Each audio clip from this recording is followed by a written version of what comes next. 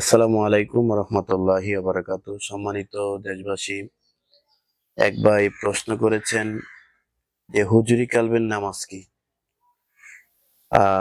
আমরা অনেকেই অবগত আছি যে অনেকে আমরা বলে থাকি যে হুজুরি কালবের নামাজ কি।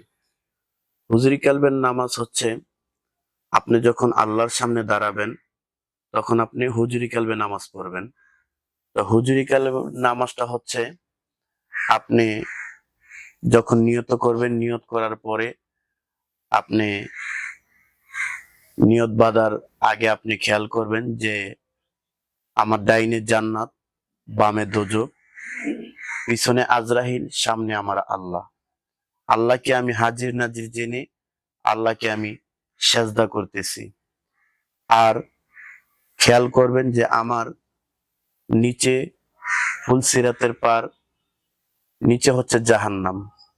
আমি কি জাহান্নামে যদি পড়ে যাই, এই চিন্তা করে এই ফিকির করে যদি আপনি নামাজ পড়তে পারেন আল্লাহকে হাজির নাজির রেখে, যে আমার পিছনে মালাকুল মউত আজরাইল আলাইহিস সালাতু ওয়াস সালাম কখন জানি আমার জানটা নিয়ে যায়, আর আমি আমার সামনে আমার আল্লাহকে আমি সেজদা করতেছি। তাই আমরা অনেকেই বলে থাকি যে হুজরি কালবের নামাজ আমরা কিভাবে আদায় করব। আমার ধ্যান খেল এদিক সেদিক চলে যায়, তাহলে আমি কিভাবে আহ, নামাজের মধ্যে আমার ধ্যান খেলটা আনতে পারি। তো যদি আপনি নামাজের মধ্যে ধ্যান খেল আনতে যান তাহলে আপনাকে হুজরি কালবে নামাজ পড়তে হবে। এখন হুজরি কালবের নামাজ কি? হুজরি কালবের নামাজ আল্লাহ রসুল সাল্লাল্লাহু আলাইহি সাল্লাম মিশকাত শরীফের মধ্যে বলেছেন যে তোমরা হুজরি কালেব নিয়ে নামাজ পড়ো। তখন সাহাবীরা প্রশ্ন করেছেন, ইয়া রাসূলুল্লাহ, হুজরি কালব নামাজ আমরা কিভাবে পড়বো?